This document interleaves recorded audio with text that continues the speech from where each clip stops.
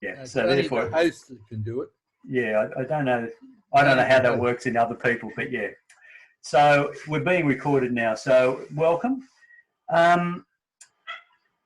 Basically, what I propose, the agenda for tonight is very simple. I will make some comments and speak for a few minutes, and then I'll invite the two Johns to add into what I haven't said, what needs to be said. The two Johns in particular have been monitoring the few plans that have come through, and we will continue to do so. The church, the Uniting Church, is trying to take a conservative approach to regathering. We know that the COVID-19 virus is still in the community. There were 12 outbreaks yesterday in New South Wales. Health authorities don't understand or don't know where it is or how many people are experiencing subclinical versions of this virus.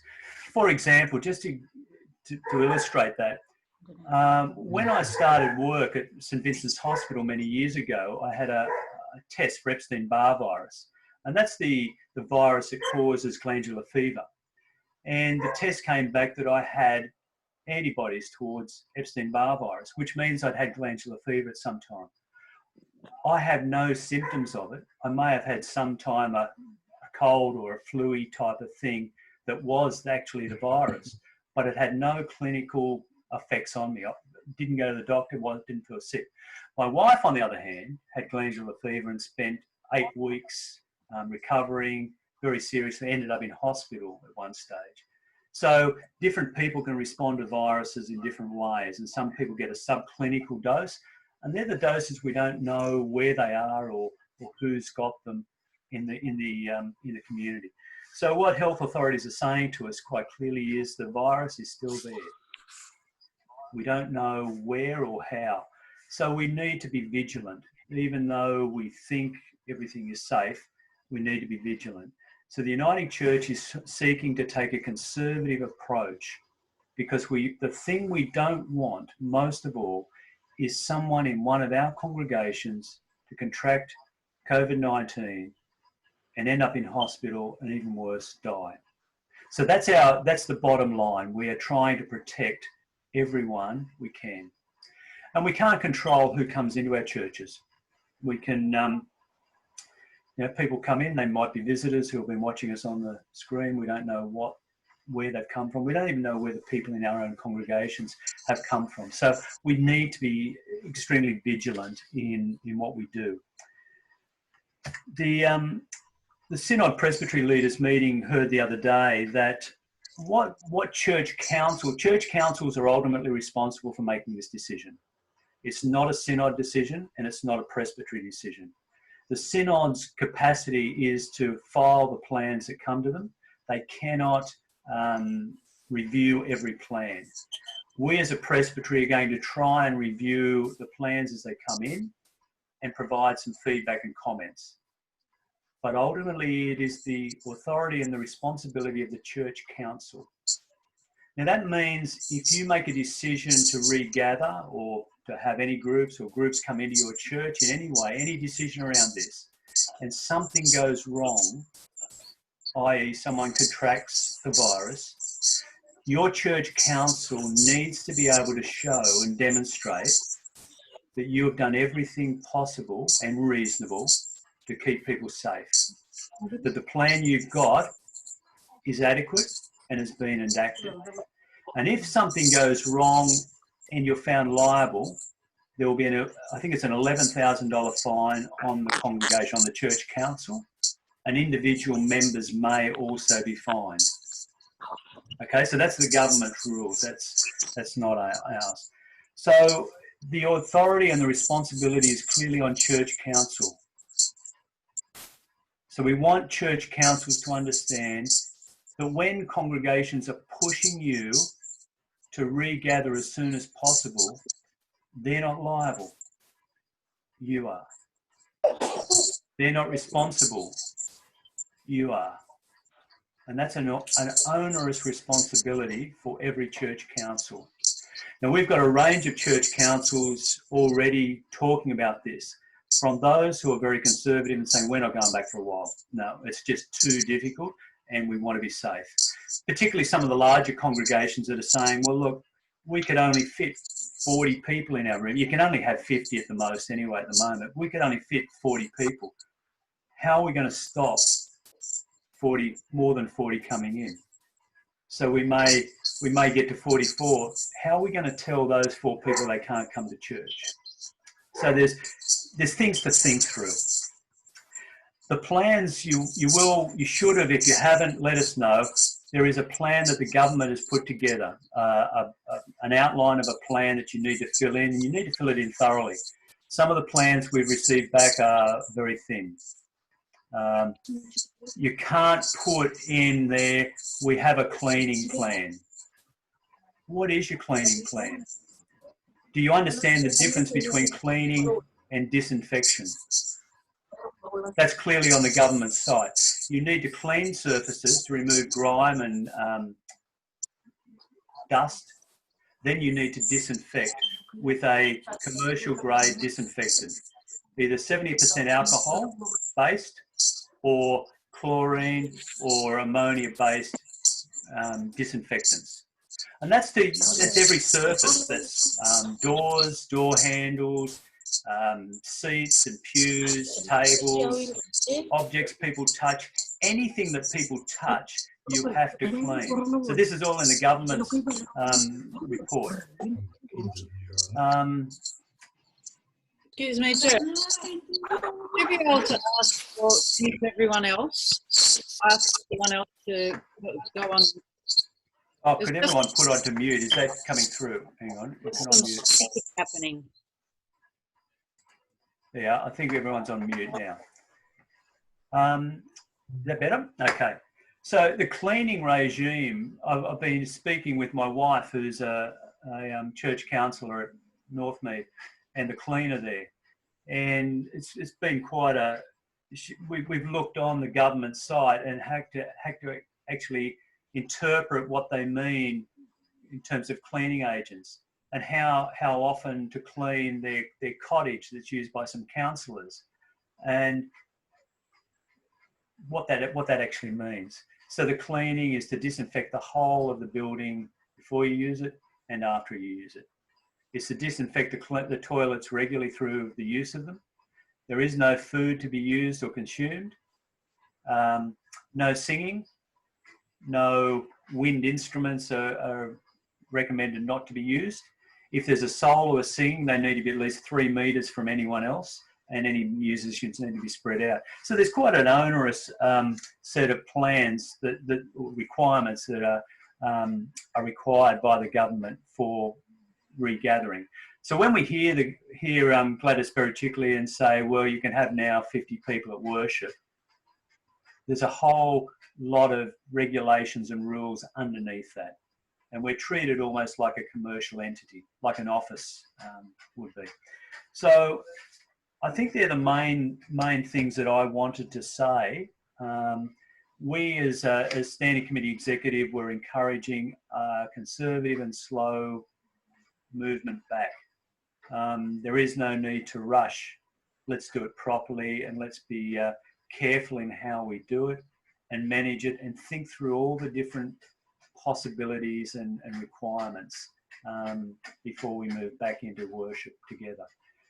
There may be possibilities for people to worship in small groups in their homes, have the Zoom or the Facebook broadcast into homes into small groups as an interim kind of stage, and a number of congregations have already been looking at that.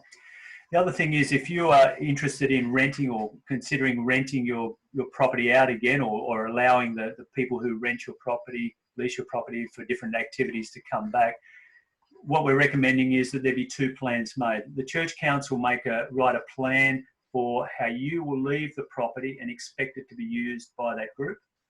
And then that group have to have their own plan for management of the premises when they're using it. So that you cover yourself. This is the expectations we have. This is what we will do. This is the expectations we will have. They have their own plan. And if anything goes wrong when they're doing it in their own place, it's their problem. They are liable, not you. So it's really covering ourselves on all those bases. That's probably all I need to say at the minute. John and John, do either of you want to add anything more to that? It's John Martin here. I would only said is that John and Jeff and I are all learning this too. Synod is running some workshops and educating, and there are lots of things still coming at those workshops as we learn better ways of doing things. And part of what we want to do is figure out how do we pass some of those learnings from other congregations onto you all. So we're probably going to over-communicate if we can of some of the suggestions that we hear, and sessions like tonight is about to hear what some people are considering good practice, and then, you know, is it worthwhile in your setting to adopt some of those good practices? JC? I'm sure you're all aware that if you go to the Synod's website, immediately in front of you on the home page is a section on COVID-19, and that gives you a very comprehensive list of information. John, do you want to show that? Do you want to do a screen share and show that? That's a good question. See which one comes up.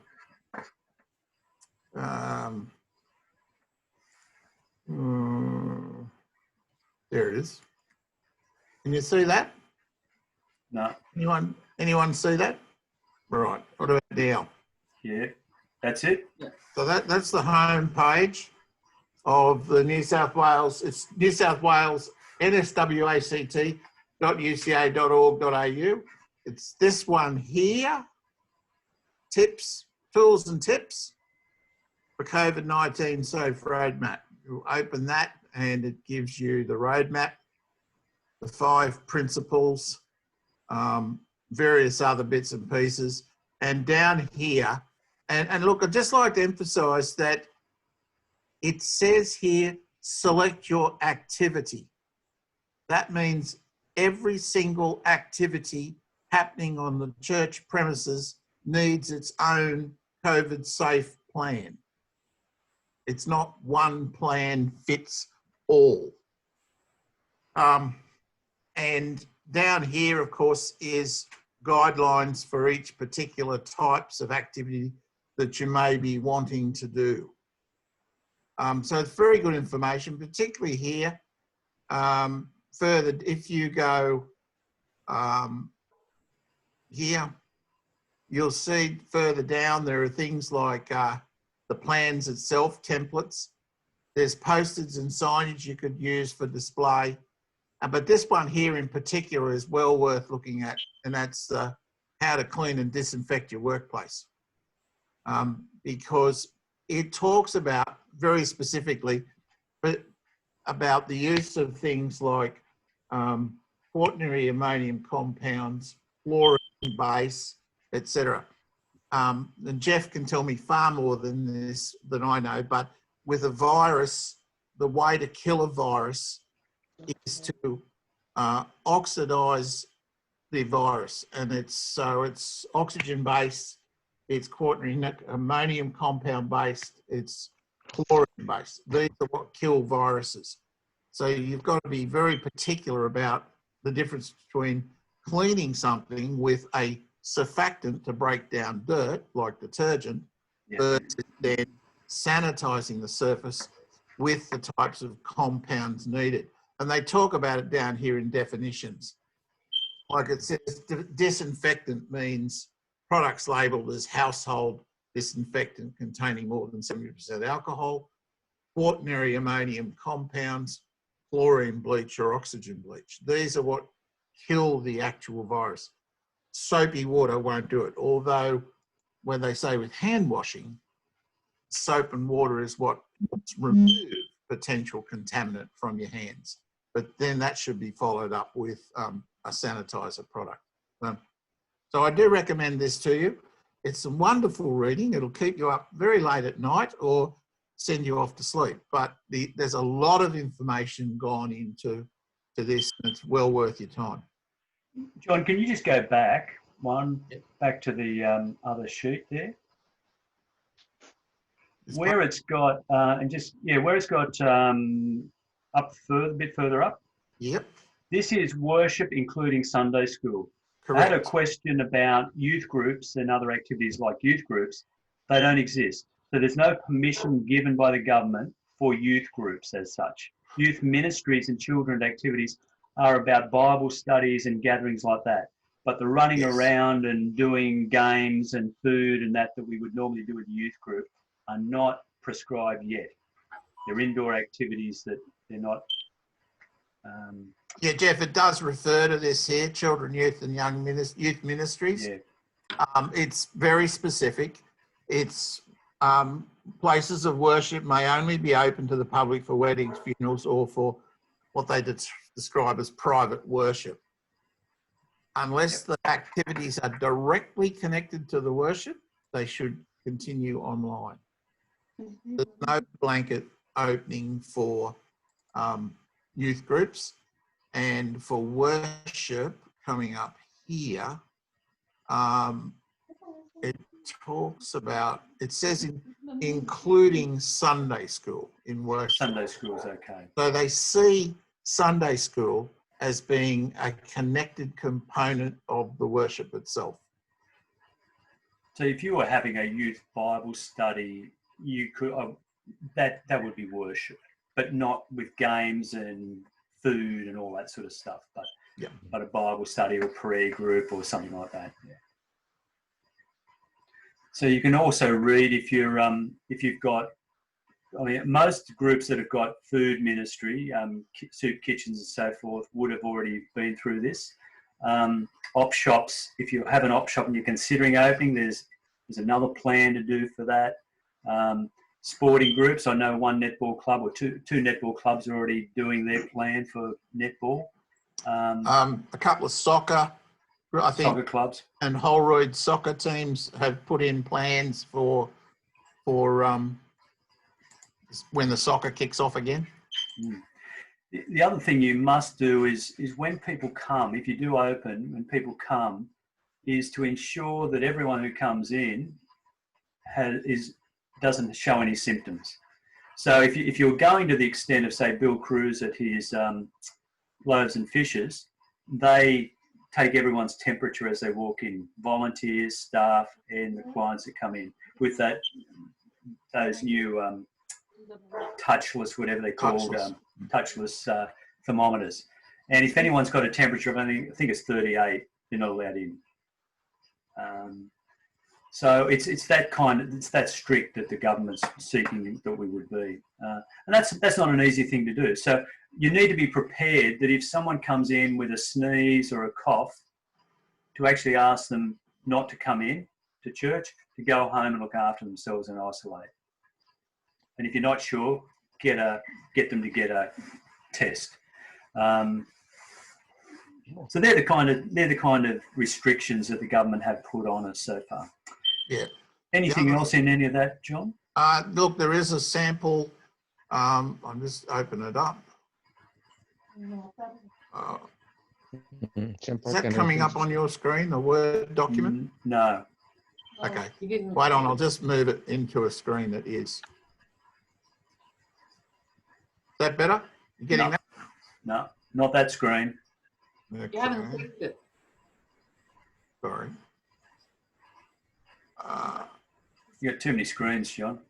Let me run through. Let's just Put it over this one. okay. Wait on. Is that better?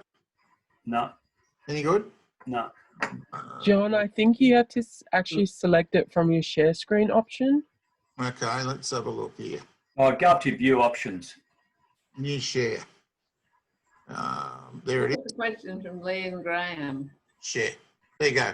That's an example attendance record.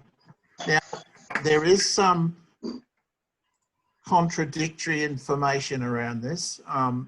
This says arrive and departure and full name and email address and address. Now, I heard this week that you're only required to take the person's first name and phone number. But this is the sheet that's been produced by the Synod. So again, I think erring on the side of caution, that's probably a good example to use. Now, the question will arise, if you ask someone their name and phone number, what happens if they tell you where to go? They can't come. But wasn't there a communicator say that churches should have visitors books anyway? So if you're capturing similar information in that, is that suitable? I guess, Rowan, the thing with the visitors book is it's there if people want to sign it. This is now a mandatory part of the legislation around COVID-19. It is required to be kept for 28 days under your normal provisions for privacy, and it's not to be shared. And the only person it can be shared with is an authorised health officer. And it's illegal not to provide the health department with the information. So if your congregation has a designated privacy officer, it'll become a responsibility. And of course, all congregations have got a designated privacy officer. Yeah. And you've got to keep that for 4 weeks, each one. Yep. Graham and Lee have asked about church halls. Where is it? Yeah, let me just get back up. Church halls, as per community hall guidelines, are able to be used again for things like yoga, etc. Wondering how this is different for youth activities. I can't honestly tell you. It may be that you could look at that. There's also the government, the New South Wales government website has all the different things that can be done. So they now, in their latest update, have sports, recreation and gyms. So there's activities pertaining to indoor recreation facilities. You could probably look at that. As long as youth, the food is one issue with all of this sort of stuff. But so if you were looking at, if you were considering yourself as a sport, recreation or gym for a youth activity, you would have to go onto the New South Wales government website, download the information there and develop a plan according to what they request. The plan that the Uniting Church Synod's website's got is the one that they've downloaded from the New South Wales government website for worship-related activities. There are many others. They're coming on every time there's an easing of restrictions. There are new categories on the New South Wales government website, which you can download and work with. Jeff, I have Graham here. I have a million questions. I'll only ask one at the moment, though. Coming back to the matter of recording of people who come onto a property, that you have to keep those contact records for 28 days. I noticed on the Synod guidelines when it came to third-party users, that one of the expectations they mentioned was that the third-party user needs to not only provide us, the church, with their COVID-19 safety plan, but they needed to provide us in advance of their meeting names and contact details of those who would be present. Now that is totally impractical for that to happen, and I'm just wondering what one should do about that, because that if we had to literally John, I think John Martin use our halls at all. Well, so you say it's impractical. It is possible. A lot of groups actually do have very regular attendees. And a lot don't. I know, but that's just, well, they can't use our premises, this is the question. So welcome under our terms. Anywhere in government regulations that is a requirement. I'm just wondering why the Synod is, as long as they are, as part of their COVID safe plan, are maintaining those records, and they're the ones who are responsible for maintaining their plan.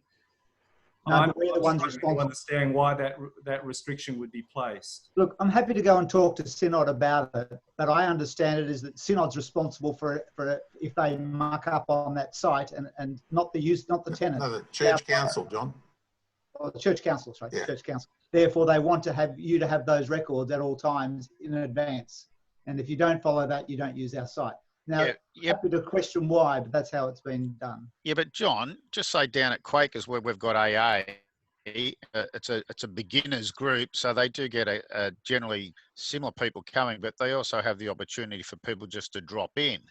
So if they're capturing the information that's required and then they're passing that on to us post their meeting, to me that would meet the requirements that we still have that record to say that we've had 20 people down there and here's all their details. So, you know, again, as Graham said, it's a synod requirement, not necessarily a government requirement. So can we do that? Well, let's ask the question. We'll give you the answer, but it's one of those strange ones where Uniting Church is doing things a little bit better, more different to the government. Doesn't mean we can't stop it on our properties. And people just have to do it. They have to pre-register for AA, or they have to pre-register. Yeah, but it's a drop-in centre. It's a thing for drop-in. You know, it's a community thing, and it's how they communicate it to their potential customers. But look, we'll ask the question. John, even for church, you don't know who's going to come to church every week. We have to pre-register. Yeah, no, everybody is not going to come necessarily every week. So it's the attendance is when you come, not before you come. I think you got it wrong. Yeah, Alan, I think the difference here is that it's for the worship service, it's as people come in, but I think this question relates around third-party users. And that includes third-party churches. They have to pre-register. Other churches. I'm working on this with some other church sites right now, and the process is they have to pre-register their members. And as you said, they have to control the numbers anyway, because they can't have 500 people turning up. Therefore, they are trying to pre-book attending the service. But look, I'll ask Synod and get some clarity, and we'll email out through Jeff's email list. And that's a good question. So it's open for questions. I think Christine responded to one of the questions about community halls and guidelines and yoga and things. With the how much droplet. One of the big issues for COVID-19 is that it's spread by droplets, aerosol. And so the more activity, singing and panting, and there'll be more aerosols. So you need more distance and there's more potential for spreading. So I think that's what Christine, you're saying in that response. And I think in Westmead's context, we have a Tai Chi group coming, and that's part of the congregation. But Tai Chi is a much slower kind of movement, and it's not the kind of thing where people are breathing heavily. So that's a reduced risk, whereas someone doing something more active, and that's why singing isn't allowed to happen, because of the droplet production that comes from singing. And especially the wind instruments. It's so much to do with the droplet production, and that impacts upon all of the things that we do.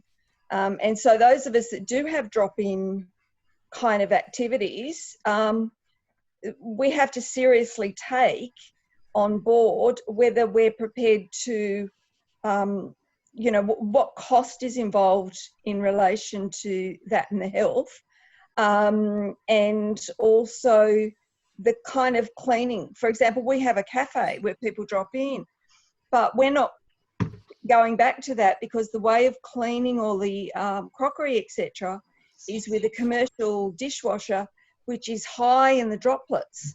Whereas if you've got your dishwasher at home, it's all self-contained. So it's got to be thought through on a case by case. And some yoga is very strenuous, but it's the gentler kinds of yoga would be a little bit better.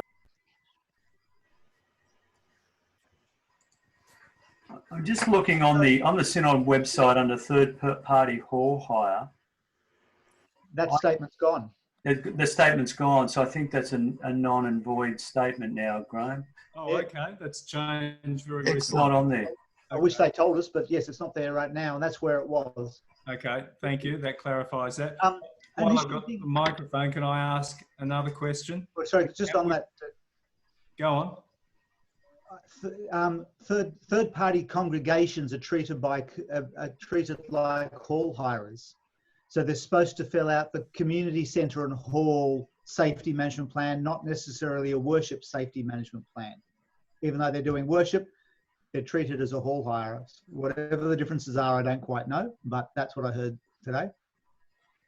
Right. Okay.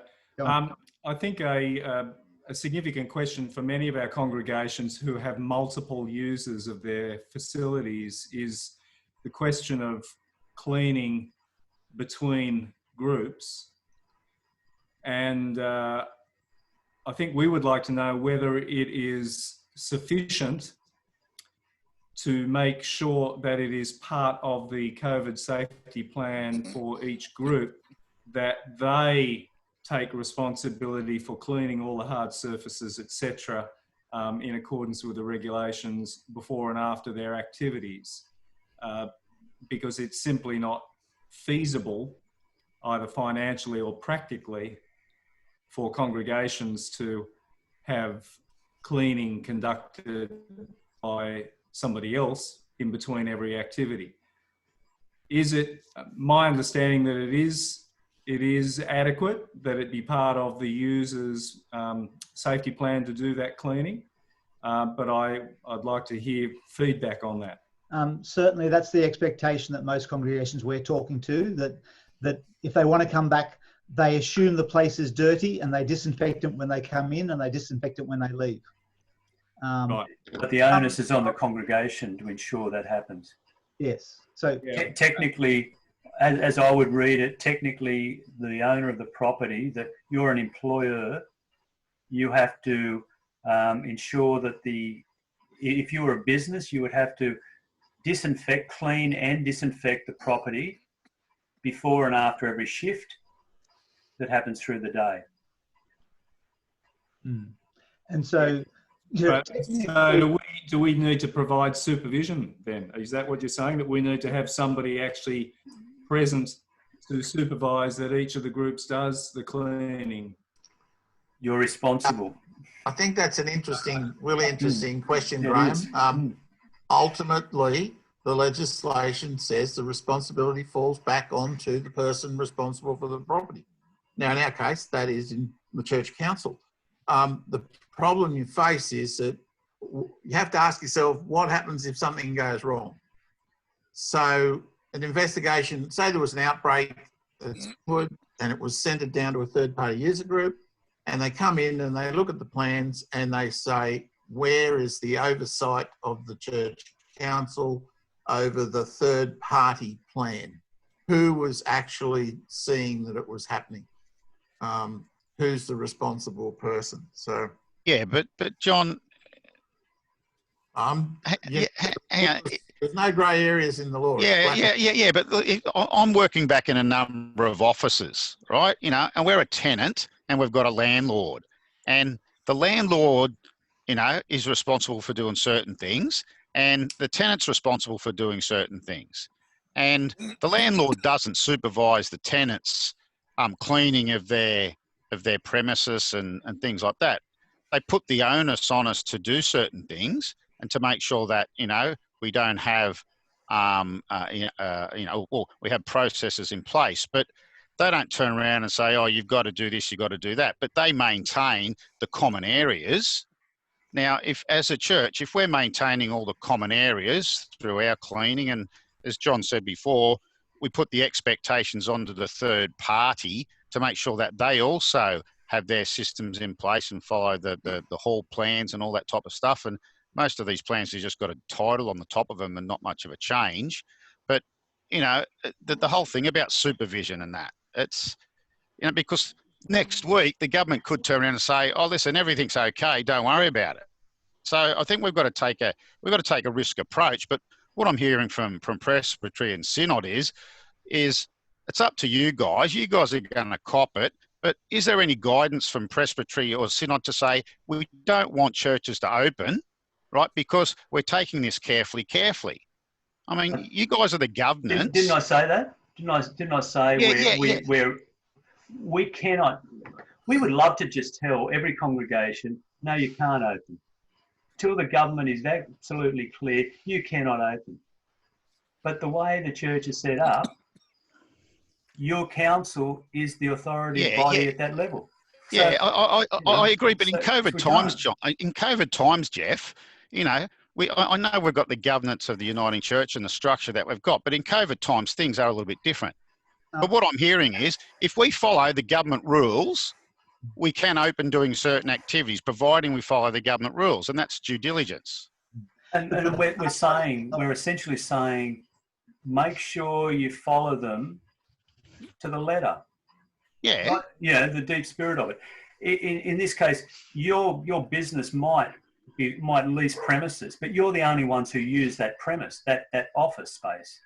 We're talking about multiple users in a congregation space, and who's going to be liable for or responsible for making sure that every group does this properly. That's what we're asking. Yes, Alan.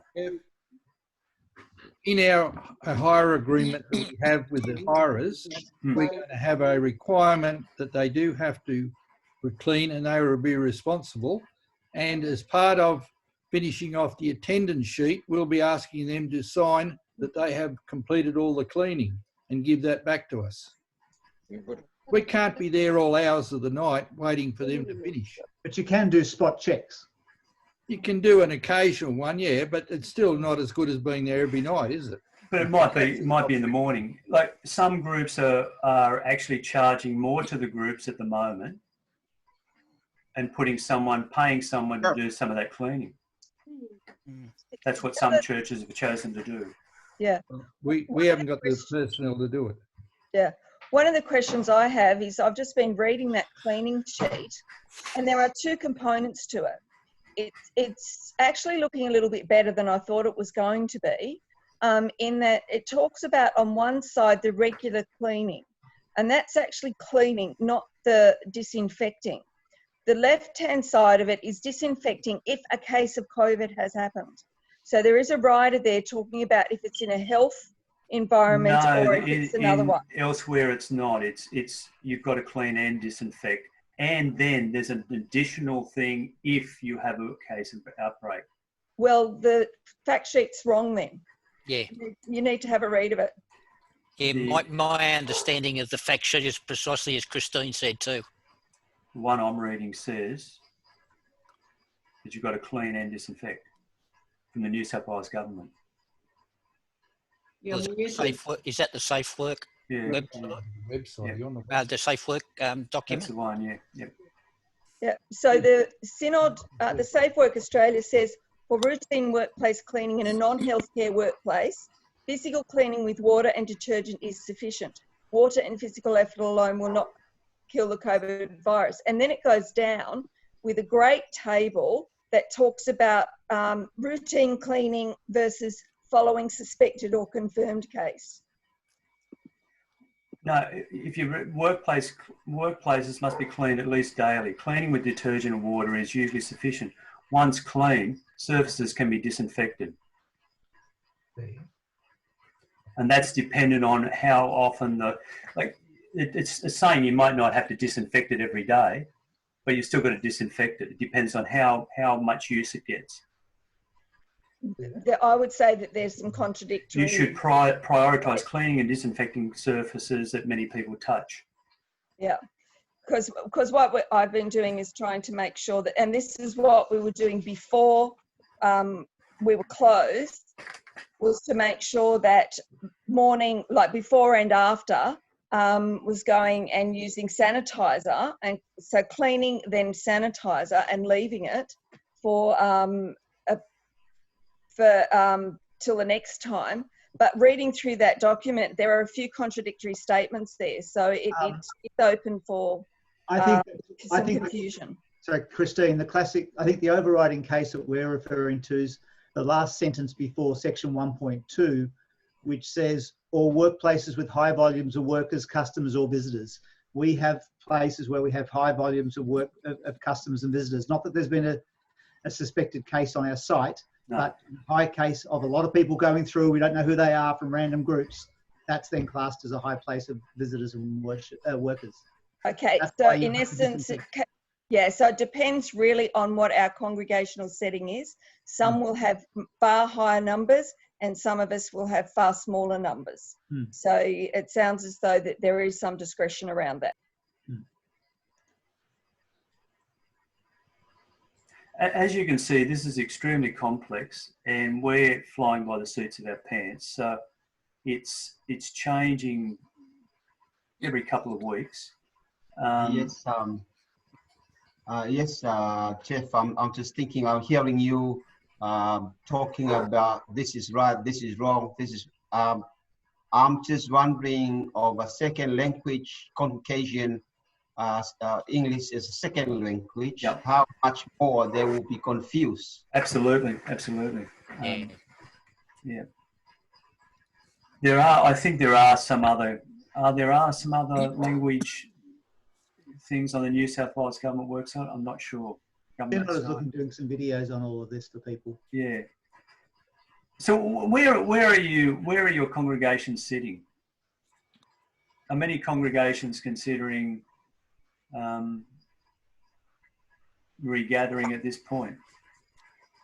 We started last week with our first service, but we still had our Zoom meeting going at the same time. Yep. Where's that? Camden. It went quite well. We probably only had about 10 people come along from the congregation. The rest of them would have been on the Zoom still. Yeah. We had it all set up with attendance sheets. Everyone had to use hand sanitizer when they come in. We had all the seats marked in the church so that there was the social distancing that they had to observe. We had red cards on alternate seats so they could only sit in a certain spot. And we can fit probably at least 50 people in if we need to. Just back to the New South Wales Government website, it's available in dozens of languages. It is, okay. The information is there if people want to read it. Right. You got that necessity? It's the New South Government website. Yeah, I'll look for it. Okay. Wesley Castle Hill's returning on Sunday the 28th. We've moved all the pews, we've labelled for social distancing, we've set up attendance registers. We have hand sanitizers stuck all over the place. We have markings on the floor for 1.5 metre distance. We have advised the congregation that people over 70 shouldn't attend unless they have the confidence of their medical practitioner in doing so.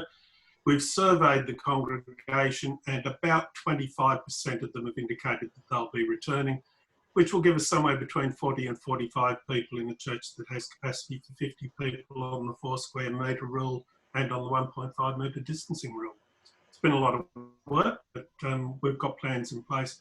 We also prepared a video for people to look at so they'd know exactly what was going to happen when they walked into the place. So the video talks to them about social distancing, about registering when they attend, about where they can sit in the church, about what they can expect in the service, because we didn't want anyone to be surprised by it and we didn't want anyone to turn up for that service and be disappointed.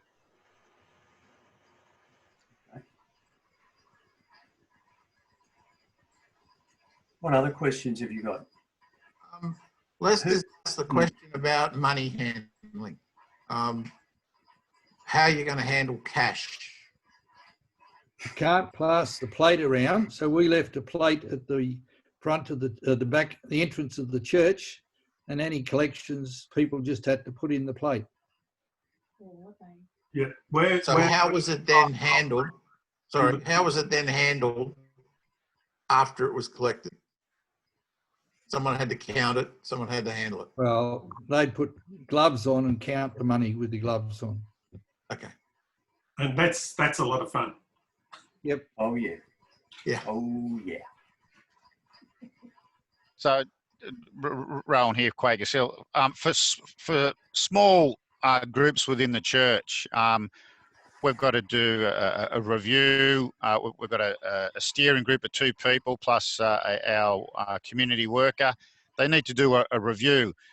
either going down to the church to the cottage, and John knows the cottage, or whether they go into somebody's home. What's the position in that respect? Because we can now gather with at least 10 people, friends, etc., in homes, or 20. Well, 20 outside, 10 inside. Yeah, or so as you said, you can have small Bible groups, but if we just want a meeting of 3 or 4 people, we still need the COVID plan, as John Cutt said, small, per activity. So if we had a COVID plan just for small meetings, and we're only talking church people, we're not talking about third parties, is that going to be a favourable approach? That's what other congregations are doing. Some congregations have chosen to not gather in the church for worship, for example, and to form some small groups, home groups, and do the streaming into homes, but have people gather in small ways first. And so they're putting a plan together for the home, how that would be. The government, when we did our governance training, one of the things that was said, and there's another grey area and another difficult area that we find that if all activities of the church need to be named in the church council minutes in order to be covered through insurance and so forth as an activity of the Uniting Church. But as soon as you do that with a home group, you need to be assured that the home is safe and it's a safe place for people to gather, which becomes onerous. In this case, if it's a formal group in a home, then you probably just need to have a plan and make sure someone there does it. I don't know how we're getting into really difficult areas, but yes, put a plan together and that should be right. Jeff, we've got a question here from Rooty Hill. Okay. Adesaki? As you and John would have known that we haven't formed our church council yet.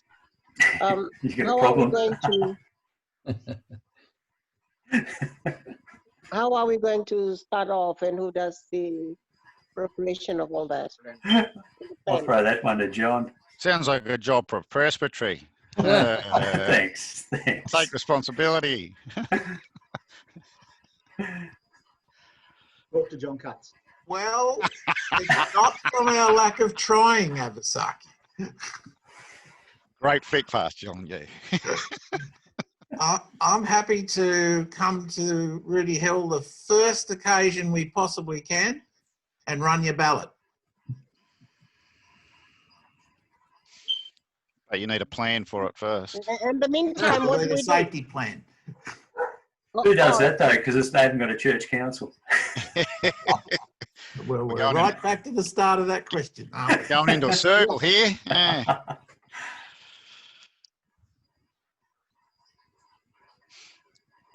I don't have an answer. If you're all feeling, if people are feeling overwhelmed by this, I understand fully, because it is just overwhelming, and the responsibility that is being put onto church councils is onerous. And I think all we can do is the very best we can, and the very best we can to ensure the safety and well-being of anyone who sets foot in our property. Yeah. The bottom line is we want people to be safe.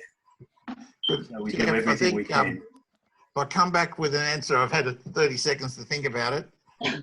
The ultimate responsibility at Rooty Hill is going to lie with the Rooty Hill Congregation Church Council, because that's the body that holds stewardship over the property.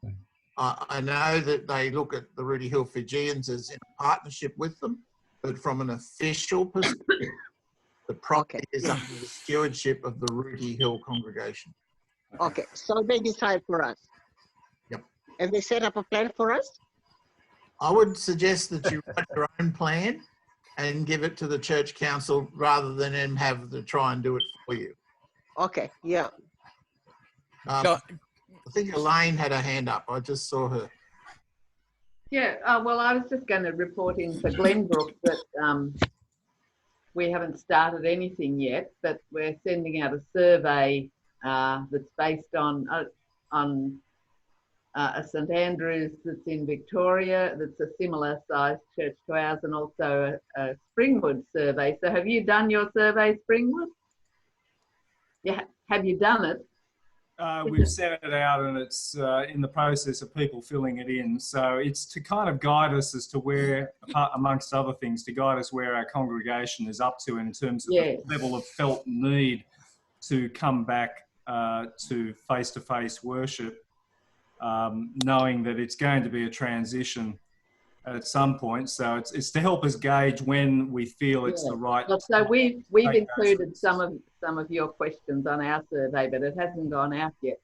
But the problem is we can only fit 22 people in our church. So, but I know that like St Finbarr's, the Catholic church around the corner here, you ring up and book in for the service, you know, and once they've got, I mean, they've got a bigger space, but you book in, and they have 3 services, of course, so 150 people can go to church.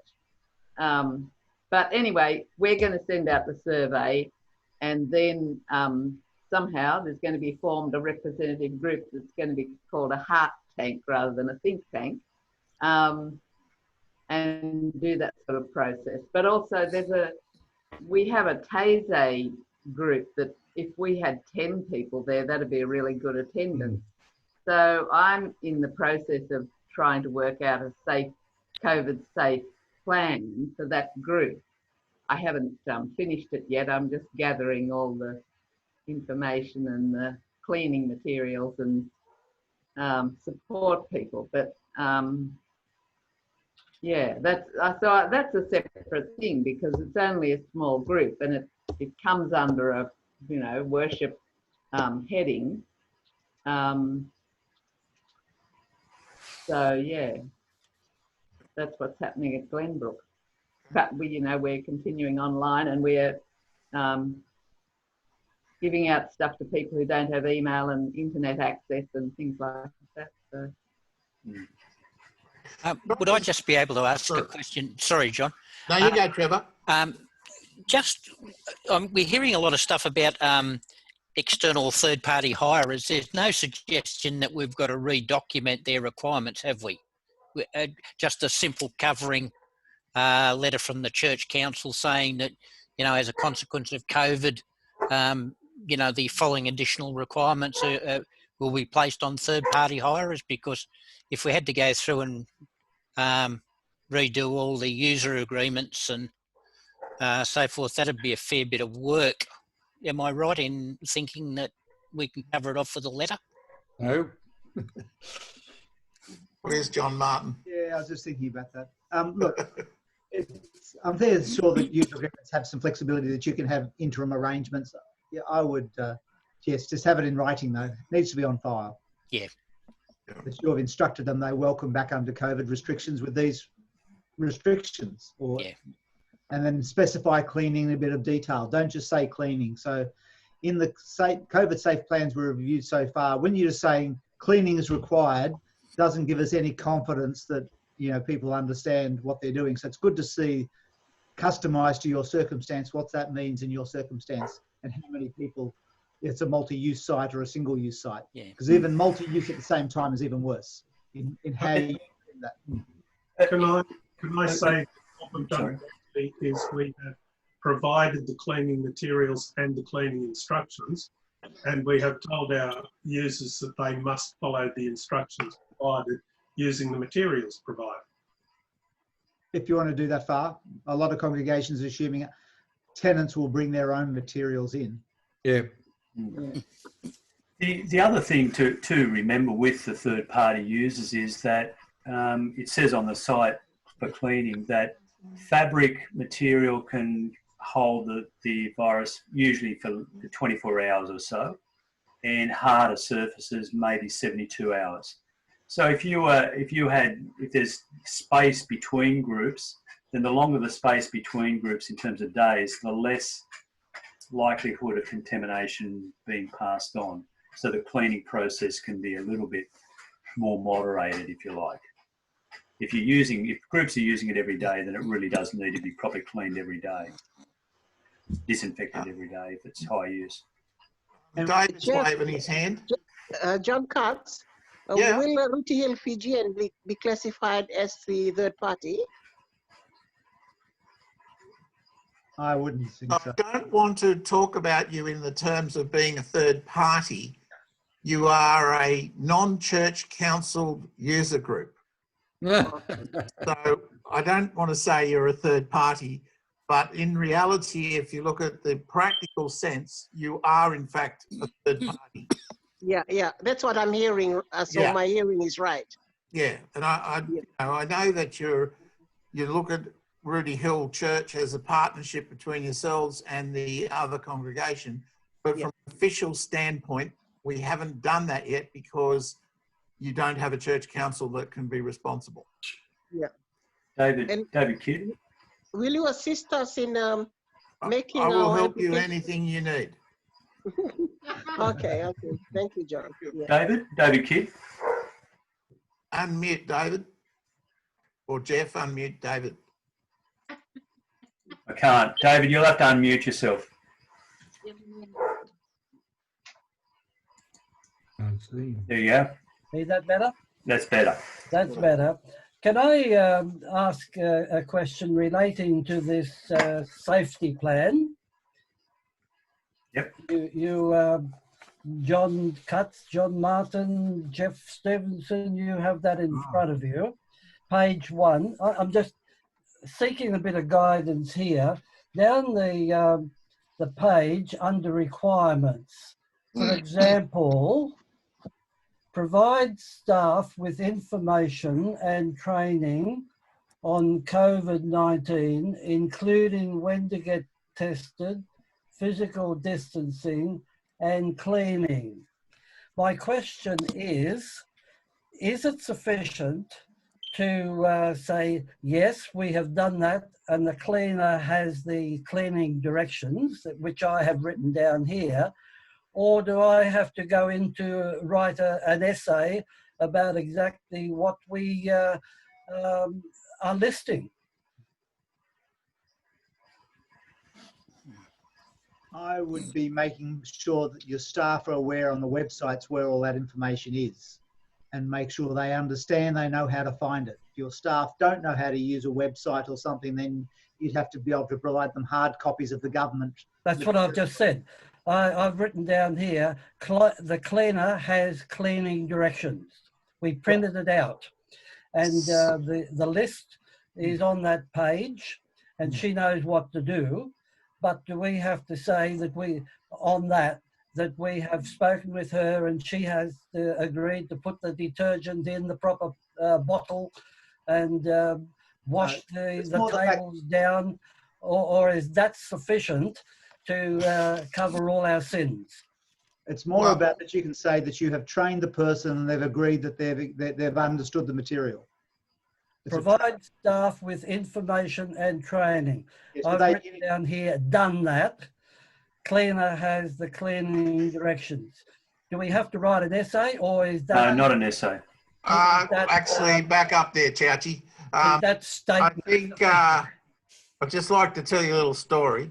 I fronted up to the Industrial Relations Court on a situation where an employee under my responsibility chopped his finger off in a screw conveyor. This particular employee bypassed all of the safety systems, opened up mechanically operated equipment with spanners that wasn't his job, and he was fully trained. What we could not provide to the court was a document signed by the employee saying we had trained him not to stick his finger in the screw conveyor. We were fined $1,800.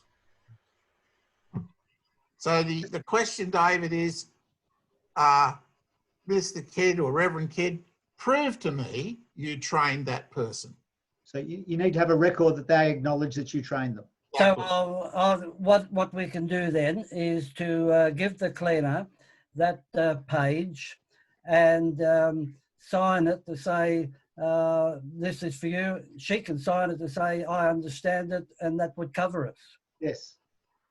I would suggest, David, that you in fact go a step further. You actually print off all of the necessary information around cleaning, bind it or staple it all together in a little booklet and have a cover sheet on it that's signed by whoever it is that goes through that with the person, and have that person sign that in terms of a fileable record.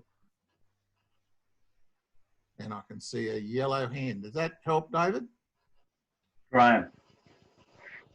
Related question to the points that David has raised. Simple question, but maybe not a simple answer. When it speaks about staff, who is it referring to? In our context, because it's obviously written with businesses in mind. Yeah, client for business, yeah. In our context, is that only employed people, or does that also include volunteers? I would take it as to include volunteers. Thank you. It's this would be the same as the work health safety legislation definition of staff. Yeah. No, there's none in that. No, and of course, every congregation has a signed volunteer agreement for every person that does something on site, don't they? Of course. And that's recorded in your church council minutes so that they're covered when they come in to do that thing. You need a copy of that, John? I'm not too sure being whether recorded. I'm following all that. Just going back to David's comment, though, what David's talking about and what you commented on, John, is irrespective of COVID-19. Absolutely. The same principle applies, that we've got to make sure that people understand what they're doing. So it's not just a COVID-19 thing. It's probably brought it to the forefront. But again, you know, we've got a subcontractor, you know, for our cleaning, and we give them a contract and we ask them this is what you've got to do and that, and they supply the equipment, and, you know, we've updated them a bit for the COVID, but we're not going to give them the full details because it's up to their employer to provide them with the details and us tell them, this is my understanding, and for us to give them our requirements and tell them that they've got to meet the government requirements, etc. And again, oversight rather than micromanaging them. Rowan, in this case, these cleaners are direct staff, not. Yeah, okay. Yeah, okay. So if they're direct staff, yeah, it's a different matter, but yeah. Agree. There was a second part to the question around the money. I think Lester was interested in who's doing direct giving, how successful is it, how successful has it been during this time, and he asked the question, are there any costs involved?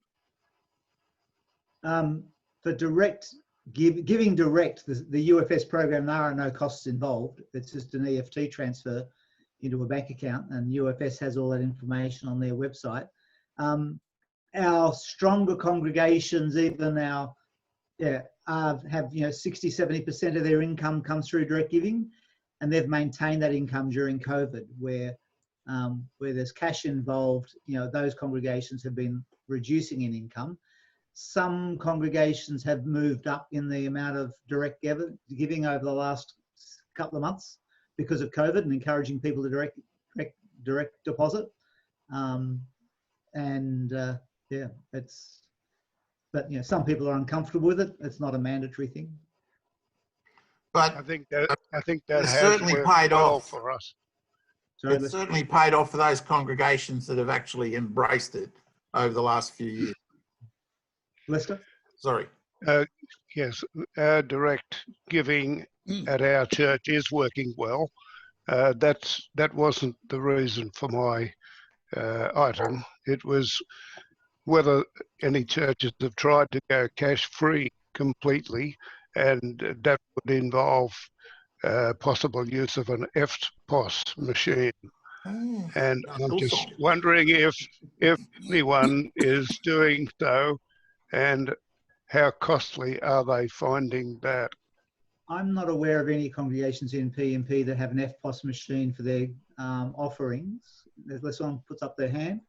Well, it's not just offerings, John. Not just offerings. There's other donations. Yeah. But EFTPOS machines, which is touchless on site, I'm not aware of anyone doing that. It is expensive. It's on volume. So shops get by because they have high volume and lots of small transactions. It reduces their costs. For a congregation with 20 or 30 or 50 transactions a week, it's probably going to be very expensive. It's $50 to $100 a month, I think, just to hire the machine.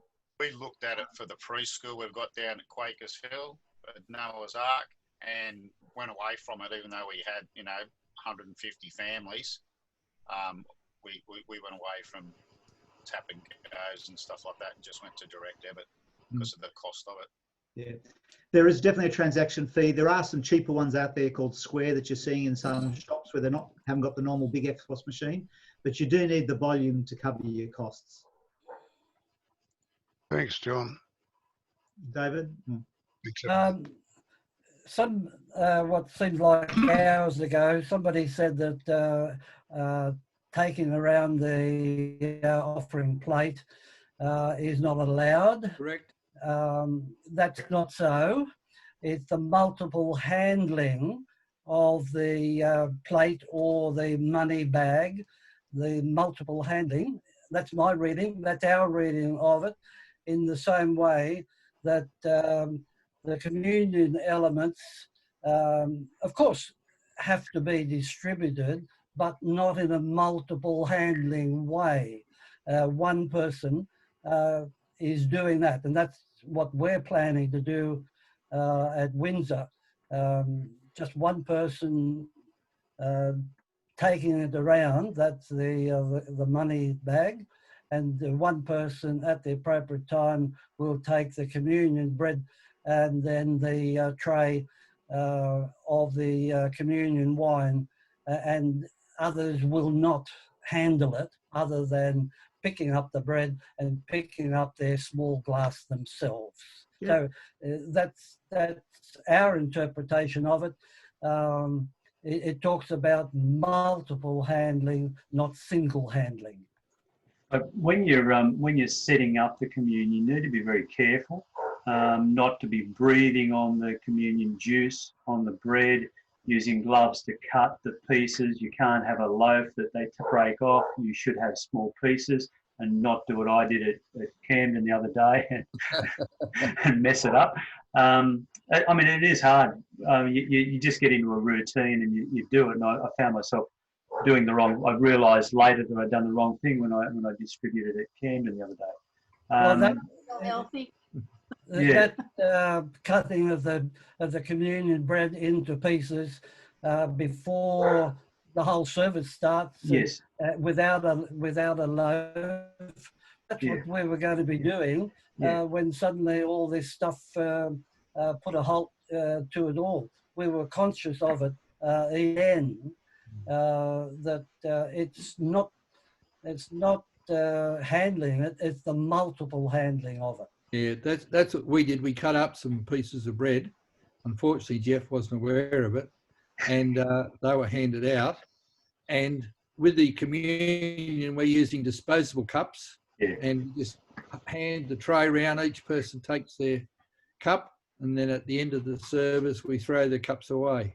Yeah, that's what I would recommend. Yeah, because otherwise you've then got to wash them in a particular way. I mean, yeah, they're quite cheap to buy, the plastic ones. The plastic ones, yeah. You can actually buy pre-filled ones. Yeah.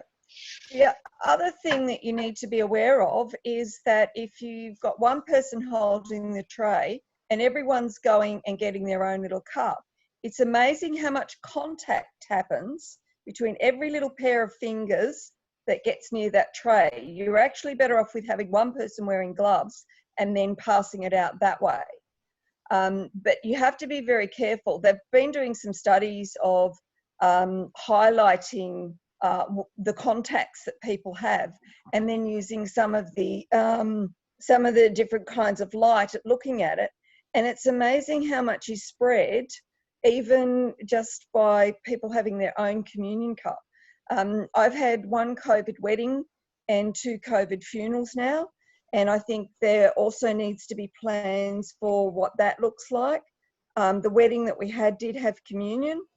And so at that particular setting, what I did was I actually had separate little saucers for each person, so that I'm holding one side of the saucer, they're holding the other, and we're not touching in any way, shape or form. So we have to be very, very careful. Yes, wastage, all sorts of stuff, but it's amazing how much contamination can happen very, very quickly. And we really need to be consider wearing masks as well as gloves when we're dealing with anything to do with food and drink.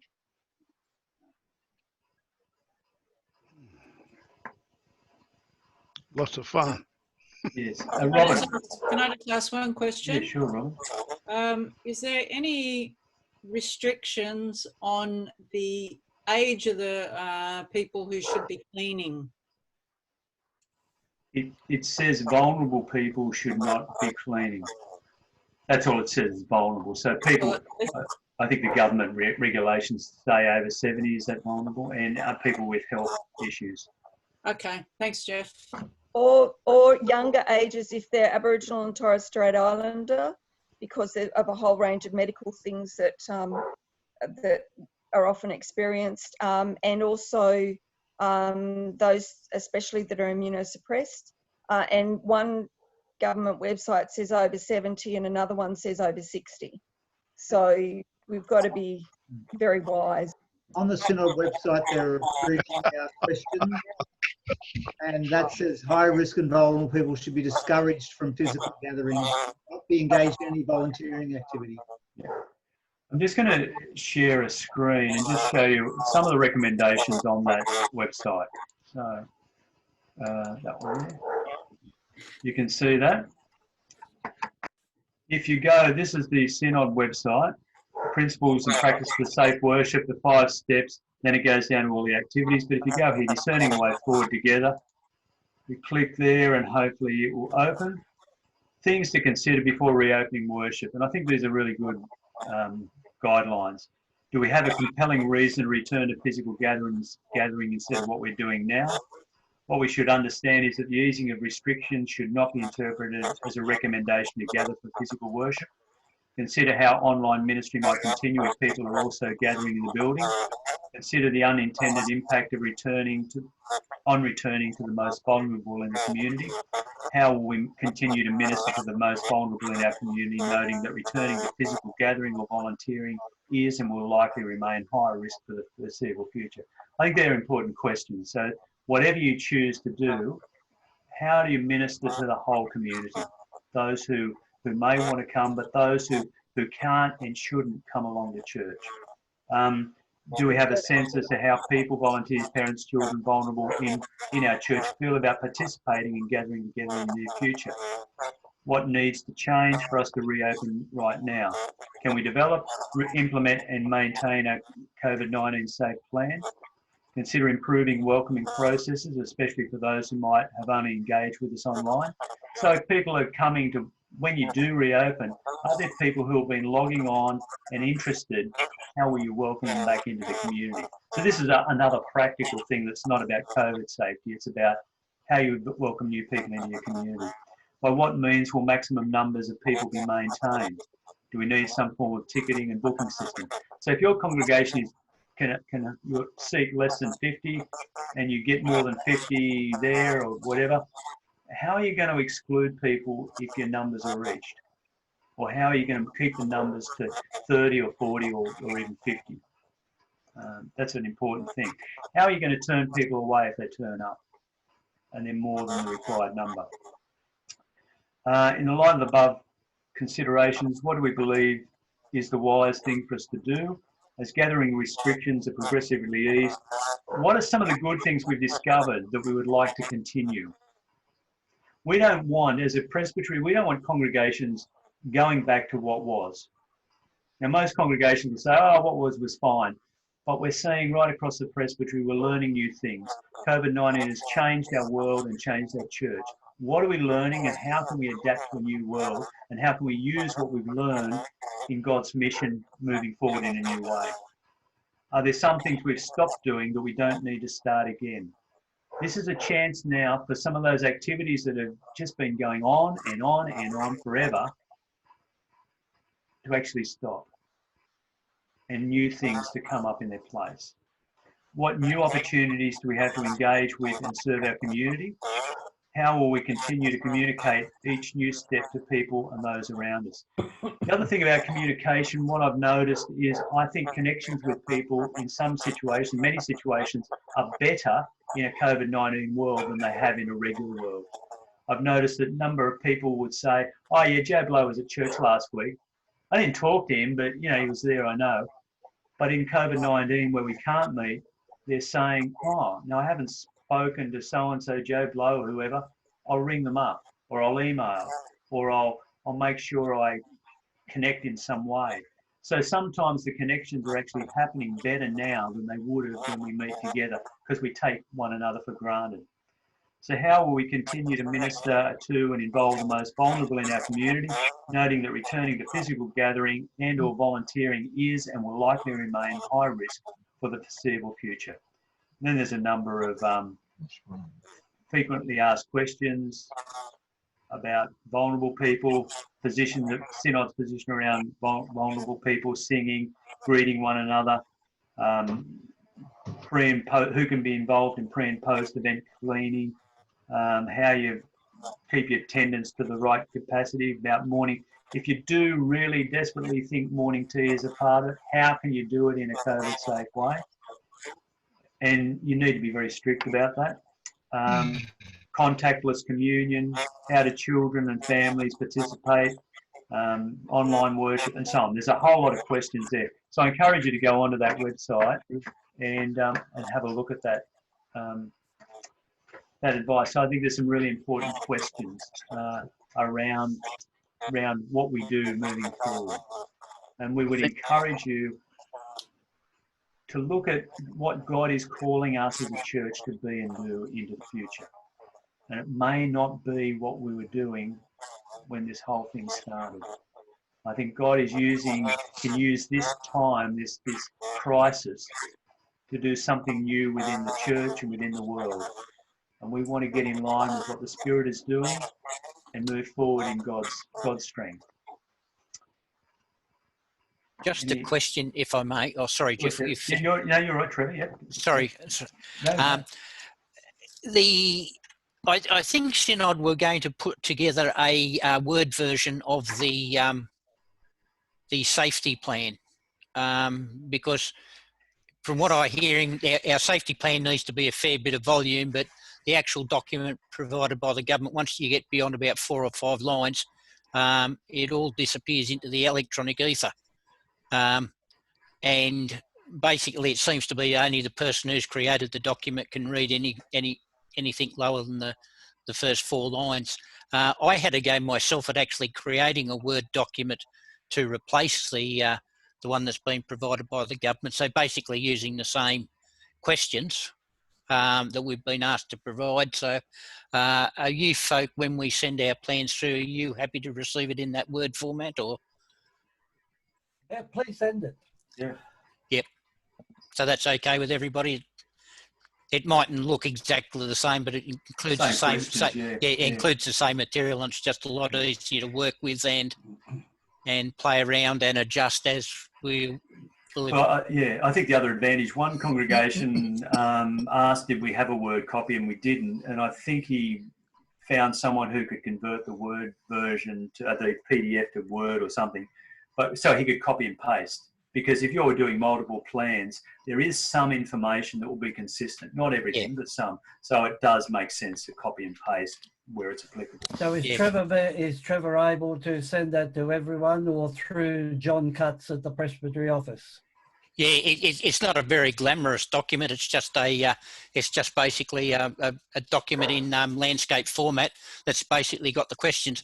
The main problem I found trying to use the state government provided one is that you can't just, sort of highlight a whole range of questions at the one time and then paste it into a Word document. You've got to go basically line by line or segment by segment. So, it didn't take hours to do, but it was a bit of a pain by the time you got to about It's been done now, so we don't have to reinvent the wheel. So, John Cutts, can you send it on to everyone? You're muted, John.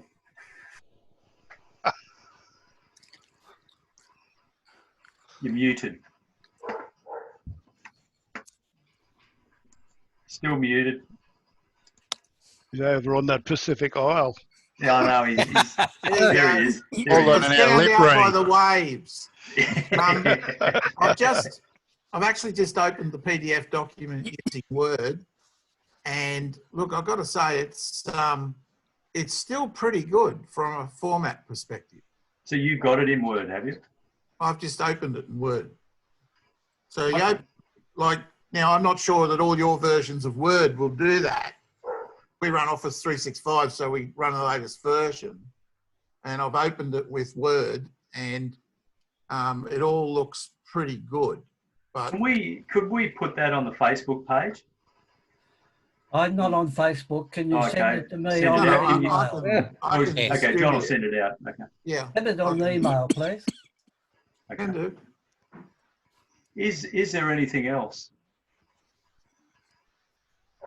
Thank you for bringing this together.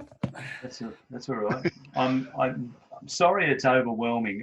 It really is a minefield, and if I sound confused, I apologise. I am. Join the club. And it is difficult, and the government is doing their best, and I'm glad we're in this country and not some others. But it's going to be an ongoing thing. We need to be very careful because the Canberra Region Presbytery, who has a number of epidemiologists who are high in the Department of Health, are predicting there will be more spikes. They might be more localised than previously, but there will be more spikes. So we just need to be very vigilant and careful and do our best to keep people safe. Thank you. I'm going to leave. And Victoria's had quite a spike today. Have they? 24 cases or something. Wow. Oh, they're imports. They were all imports. We had 12 yesterday. Yeah. Imports. They were imports. Okay. Ours weren't. Not local infections. Yeah, ours weren't imports.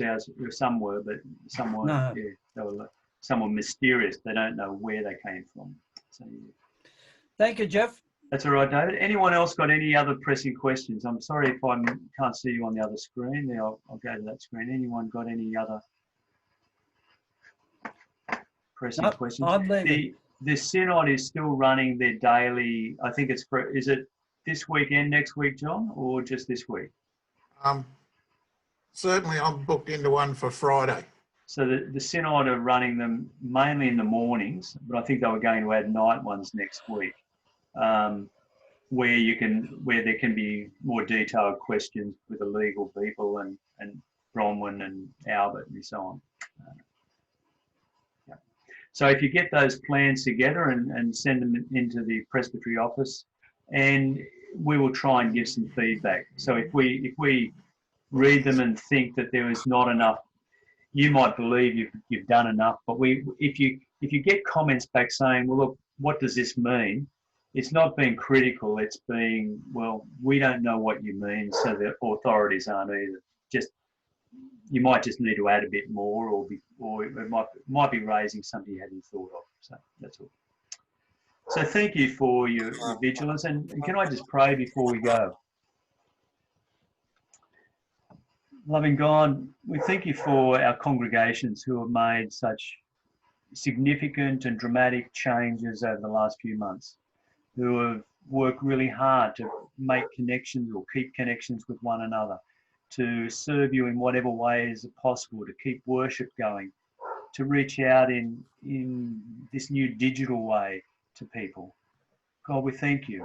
We thank you for the leaders of our congregations who are very tired from doing videos and other new forms of worship and life together and Zoom and everything else. God, we pray for our congregations that as each church council discerns the way forward and what it will do and how, the time frame in regathering, you will give wisdom, that the overriding principles will be to keep people safe. Help us to be wise and switched on, to make good decisions and to be careful. And help us not to be over enthusiastic about greeting each other and being close together, but to be able to be together in responsible and helpful ways. But most of all, that we can listen to you and your spirit. We can be guided by you into new ways of mission and ministry. Help us to see what what we can learn out of COVID-19, what you call us to let go of, and the new things you call us into. Help us to have courage to walk with you, to serve you in the way of Christ. And be with us, we pray. We pray for wisdom and strength for all of our church councils and congregations, all our leaders. And we ask it in the name of Jesus Christ. Amen. Thanks, Jeff. So go in peace, and may God's grace, love and peace be with you. If anyone has any overriding or final questions, you can hang around for a couple of minutes too. But otherwise, good night and stay safe. Well done. Thanks, Jeff. Thanks, Jeff. Thank you. Pleasure. Thanks, Thanks, Jeff. Jeff. Thank you. Pleasure. Thanks, Jeff. Good night. Thank you. John Martin looks like a stunned mullet. Look at him. Ah. Must be fun at church with you two. So, what's that fuzz around your nose there, Rowan? Hey, that's been there for a while, mate. That's COVID-19. Yeah. So when do we get a presbytery going back to GJ's yet? Back to the office? Well, James is there 3 days a week. Yeah. And seen I'm his car not, there. simply because James is in a vulnerable category and partially vulnerable. So I can work from home. James can't. Fair enough. But I will be there tomorrow because they're shutting down our internet out here. Are they? Yeah. Again. What's Well, John we Martin hope doing? we're hoping this is the upgrade that we've been waiting for. Is that NBN? Yeah. It's going from NBN to NBN. Okay. We're on copper and it's 1,600 metres to the node, and they've fitted a micronode about 40 metres away. So we're hoping we'll be connected to that tomorrow. Oh, what are we connected to, John? 50 meg. 50. Oh. Oh, that's You've got it's coaxial. coaxial. Is that Lester waving goodbye or want to ask a question? You're on mute, Lester.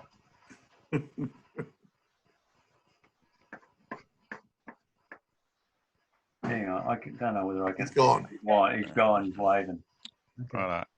I'll catch up with you guys. Talk to you on the Righto. weekend, John. Yeah. See you, Rowan. Cheers. Thanks. No worries. So Rudy Hill, we have different questions for. Oh, well, Yeah. Avasaki still there. Yeah, look, Avasaki, I think the reality is you're going to have to chat with Edward and Grant, and they may or may not be keen to start back. I don't know. That's going to be a conversation. Okay, yeah. I don't think they've got any intent on coming back yet. Oh, yeah. Have that and let me know. Yeah, I Help will. you I can help you if you need it. Thank you, John. Okay. Good night. See you later. I think it's hot chocolate time. Yeah, it is. Bye. And the amber. No, I've had that. Oh, I didn't. Might have had a couple of those. Yeah. All right. Good night. See you, mate. We'll end the meeting. See you later.